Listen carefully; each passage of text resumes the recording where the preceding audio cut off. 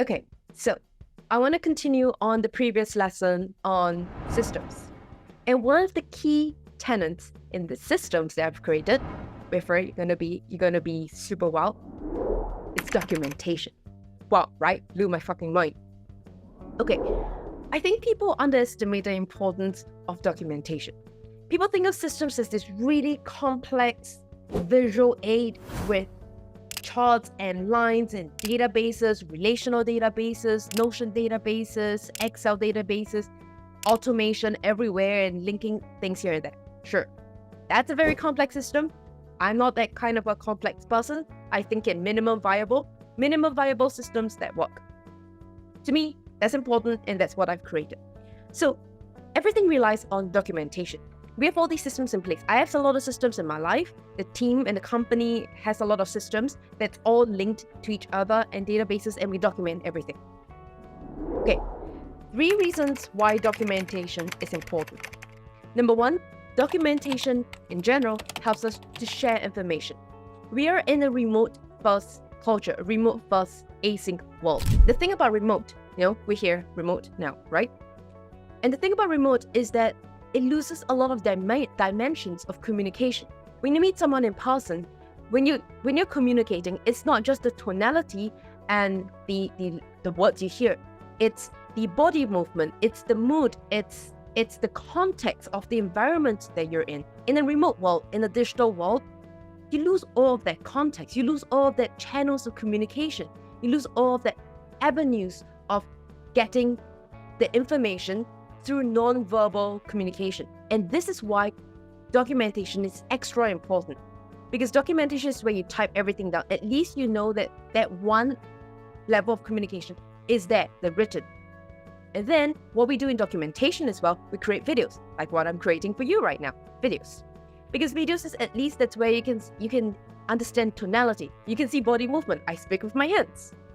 And you can see a lot of that context that brings more depth to just words. And sometimes words, because you don't want to write a very long story. Sometimes you want to be succinct points and go direct to the main point in point form. And sometimes it loses that human touch. It loses that humanity in communication. But that's not what we want, right? So how do we find that balance in documentation? Audio recording, video recording, written words. We compensate extra for the lack of dimension and degree of freedom of channels of communication. The second thing is we get to see growth. And I get to see a lot in, sometimes we speak to a client or we speak to a potential lead and they come back a little bit later, sometimes months or years down the line, because they're in the next level of the development. And I could see the conversations that we had before, the conversations that we had now, there's a big growth. It's not just growth in us, but growth in the client as well. And to me, it's really heartening, because you're working with projects that are growing. You're working with projects that are here true to their words. They're here to make a difference. They're here to grow. They're here to build something for the future. And now we're in the future, we get to see that difference. And I think that difference, that visibility of the difference in documentation of what the meeting and context was back then and now provides a lot of depth of where we are as a company, where the client is as a company. It's really beautiful to see that growth. It helps in reflections, it helps in town hall, it helps in celebrating our internal celebrations that we have. And the third thing is, one thing that I do a lot is notice patterns and cycles. I do that a lot in my life, and I notice these patterns. And I also want to start understanding and observing patterns and cycles in the company. I know we have 12 hours, 24 hours a day and 12 months a year. These cycles are very different.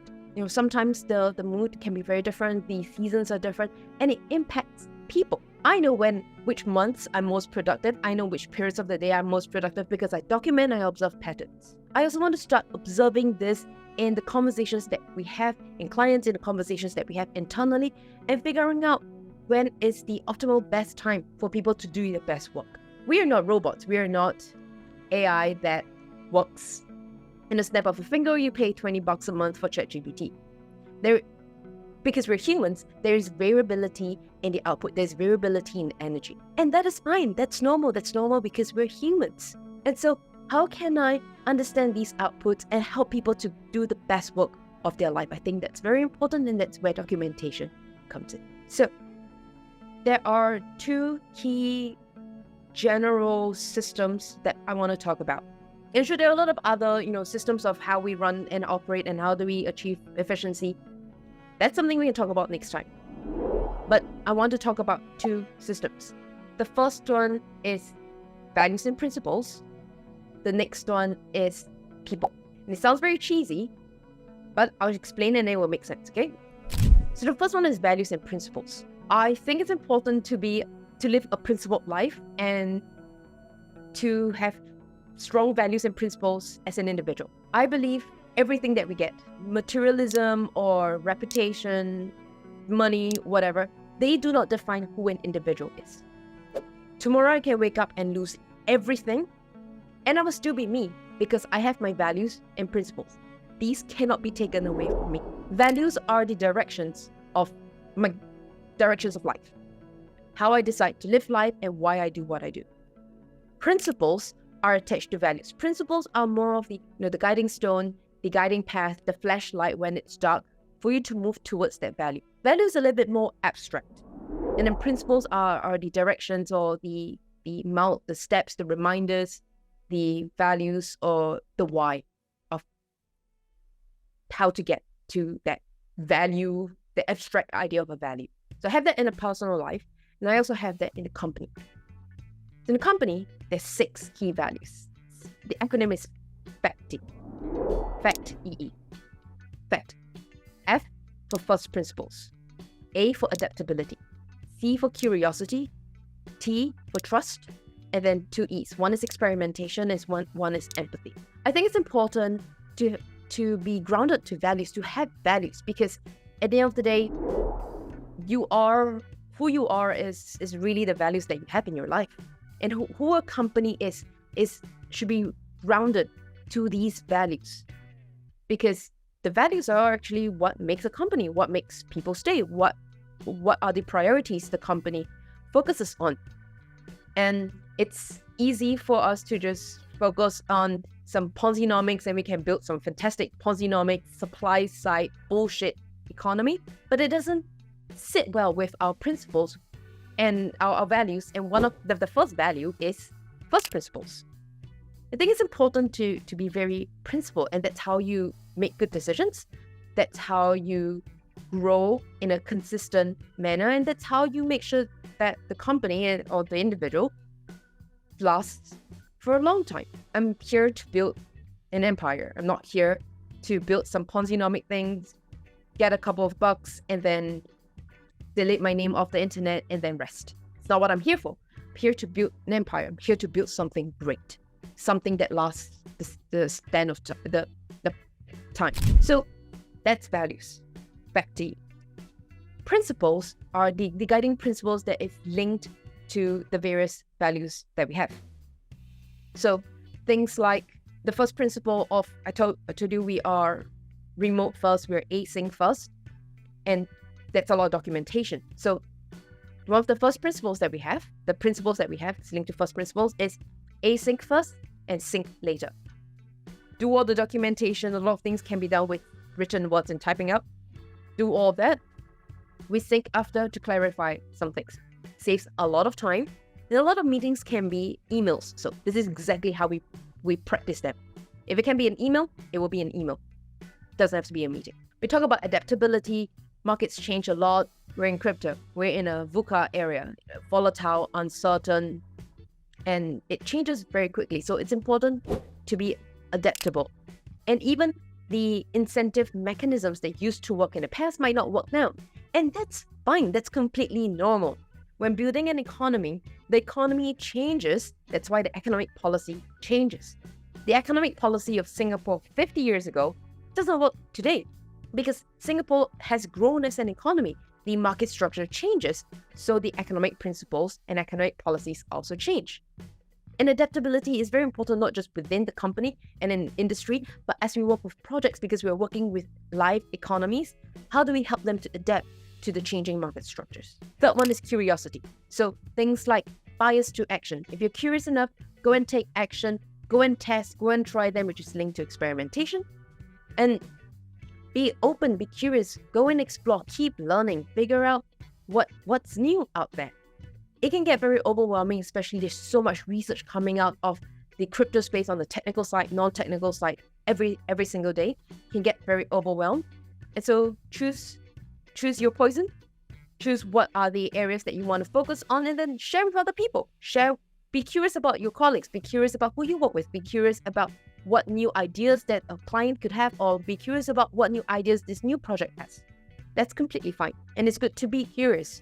It's better to be curious and look at the world with wonder than to be really upset about change. Fourth one is trust. And the principle that's linked to that is, for example, extreme high level of ownership.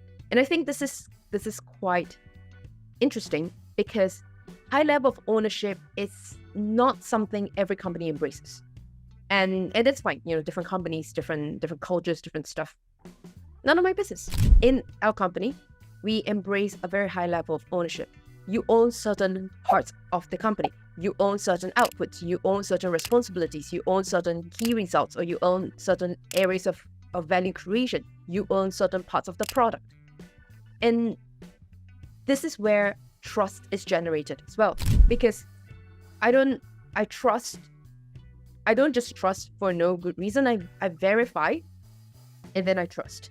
And I want to hire very, very, very good people. And I would say that I actually managed, thankfully, to hire fantastic people that can trust them to get the output because they have high level of ownership of their responsibilities. And I'm very grateful for that.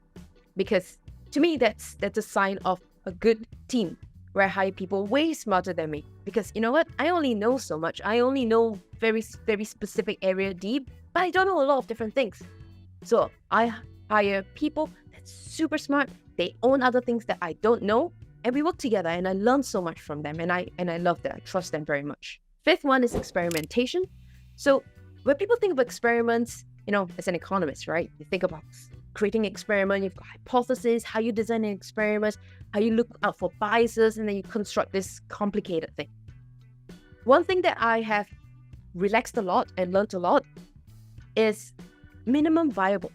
Always think minimum viable, MVP, minimum viable product, minimum viable process, minimum viable draft one, everything is minimum viable. When we come up with new ideas, when we're doing experimentation, we don't need things to be perfect. It's completely fine to get a minimum viable thing out and test and see if it works. It takes a while to unlearn the correct way of doing experimentation as we have in economics and relearn this new way of minimum viable approach and really embrace that. It's been a while and it takes a lot of unlearning and relearning to readjust the beliefs that I've had. But think simple, execute minimum viable, improve. Because just like an economy, there is no perfection. Just like a product, there's no perfection. It's continuous improvement, design, feedback, adjust, monitoring, maintaining. And that's just life. That's just economy. That's just product. And how do we implement that? How do we get this as a part of a value and principle into the company? That's what we do. That's why the fifth value is experimentation. And lastly, empathy. And I think empathy is very, very important, especially post-COVID. People just don't see each other anymore, and we just live in our little bubbles. And it's really easy to forget that the other person on the other side of the screen is also human. So one thing that I care a lot about is having empathy of the other person, being respectful of the other person's routine, being respectful of the other person's time zone. And one way to do that is we have a README page of the team. I've spoken to a lot of founders. Usually the founders have their own README, and it can be really cutthroat, and during interview, they say, this is my README, see if you can work with me. And then that's one of the interview stages. I think that's important, yes. At the same time, the company is not just made up of the founder. The company is made up of people. And so everyone has a README page. Everyone understands how to work with each other, and then just be curious about who am I working with? Who is this person at the other side of the screen? Who are they? What are they like? What are their principles? What are their beliefs? And how can I work with them better that way, how can I build that human touch or human approach? So last value, empathy, we have some principles to go along with that. So that's one of the systems that we have, and I think it's a very important system. It's principles and values. And I think not many people get to focus on that early on, which I get it, it's completely fine, right? Because the whole point of a business is that you need to make money. If you don't make money, it's a hobby. So you got to make money first, and then you build the processes, you build the systems, and then you build the culture, and then you build governance. That being said, I think when starting a company, I'm always thinking about leverage. So how can I leverage the systems that I want to be building, and how can I leverage the business that we will be creating together as a company, and hire for the right kind of people with having values and principles in place. I can talk about these values and principles now because economics design is turning 5. Yes, it's turning 5 soon. My gosh, it's been a while. Anyway, we've been through a lot of ups and downs, been through many stressful periods, been through many happy times, been through bull market, bear market, and I can talk about this right now is because it's also because we've been through a lot. And these are not values that I started the company with. There are some adaptation of what I've started the company with, and it's quite similar, but it has evolved. Again, adaptability is evolved over time with the various crises that we have gone through. I think bad companies, they dissolve in crisis. Good companies survive crisis, and fantastic, great companies are defined through crisis.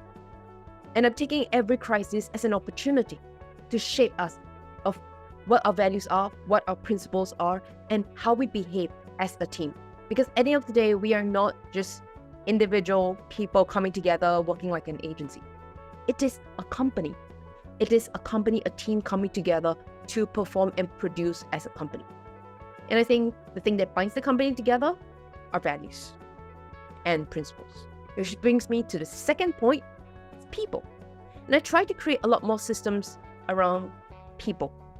And things like the README I told you about. So we have a page where people talk about their README and how they like to work, how they want to receive feedback. Are they direct or indirect? Do they like morning time or night time? And just get to know people as people.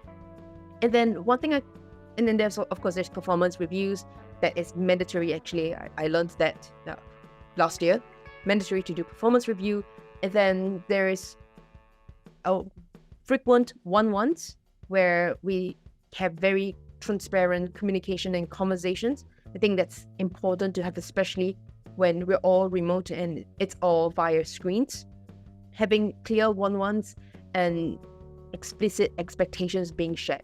And moving forward, I've been working on this for a while now. I have not really rolled that out because I have not created a proper system around it. It's about creating the system before it rolls out public. It's helping an individual to grow personally and professionally. And I'm not talking about, this is the corporate ladder, this is how you grow, this is how you scale, blah, blah, blah. Sure, that's one aspect that's, cookie cutter you can learn from a lot of other companies. I think primarily it's also the soft skills to learn. And one of these systems within the system is leadership. Leadership is a system, in my opinion. And leadership is in two folds, actually. One is delegation, and two is how to lead.